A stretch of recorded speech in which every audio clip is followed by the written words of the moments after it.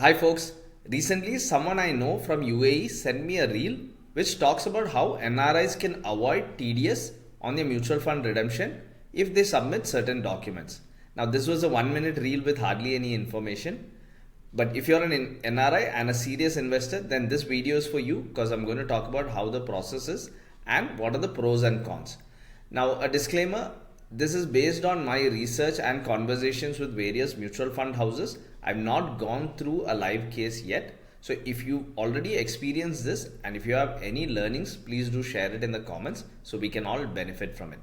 So the influencer talks about submitting two documents. One is a TRC, which is a tax residency certificate, and a Form 10F. Once you submit these two documents, the mutual fund house is supposed to waive the TDS and give you the full value of redemption. Useful? Yes. But is this actually practical? Let's see. The first thing you need to check is whether the country you reside in has a DTAA with India. DTAA stands for Double Tax Avoidance Agreement. Only if the two countries have this will you get this benefit.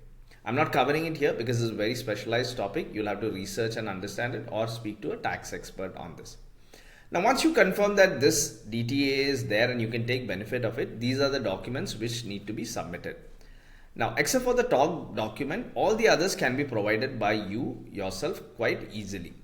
But for the TRC, then you have to approach the government offices there and apply for it. I checked the official UAE and Singapore government website to understand this better. A quick comparison.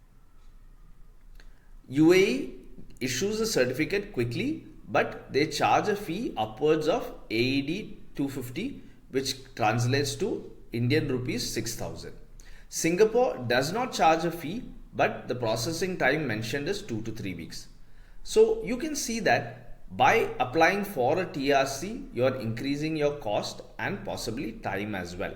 Most of the process seems to happen electronically, so that is good, but the cost and time can prove to be a hassle.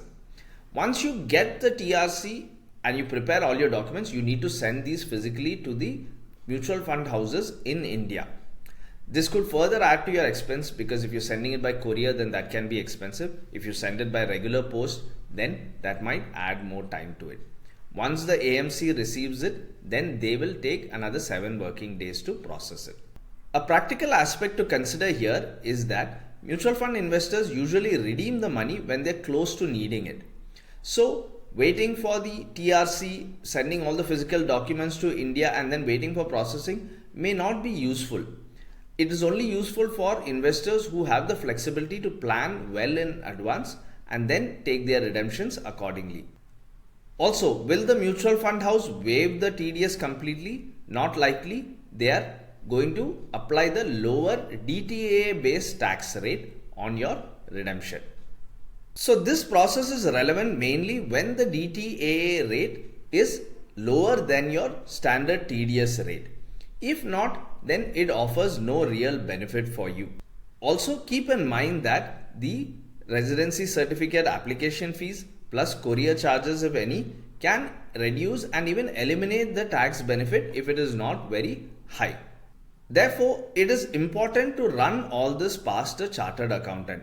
They will do the calculations for you. They will guide you with the paperwork which is required so that your time and money is spent optimally. Now let's compare this with the alternative approach. You redeem your money, but you also apply for the TRC at the same time. So what happens is you receive the redemption proceeds quickly, but with the higher TDS applied. Once you get the TRC and it is time to file your returns, then you can submit all the documents and apply for the refund of the tax.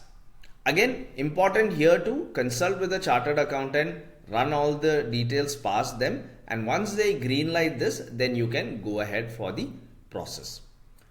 So I hope this helps you in your investment journey. If you have any queries, please do drop a comment or reach out to us on our contact points and we'll be happy to get back to you. Thanks for watching.